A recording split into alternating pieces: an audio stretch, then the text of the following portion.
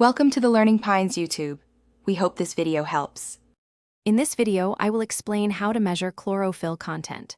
First, understand that chlorophyll is vital for photosynthesis, making its measurement crucial for assessing plant health. We'll cover practical steps to get reliable data. This process helps identify stress factors like nutrient deficiencies or environmental changes, allowing for timely intervention and better plant management. Let's dive into the methods. Non-destructive methods are excellent for quick assessments without harming the plant. Using a SPAD meter, for example, is straightforward. Simply clip the device onto a leaf, and it provides an immediate chlorophyll index reading.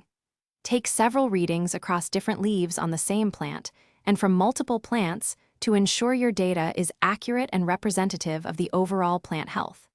This approach is efficient and preserves your samples. For more precise measurements, destructive methods are often employed. This involves extracting chlorophyll directly from the leaf tissue.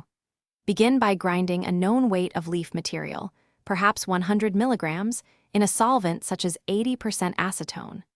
Filter the solution, then use a spectrophotometer to measure the absorbance at specific wavelengths, typically 645 and 663 nanometers. This allows for calculation of chlorophyll A and B concentrations.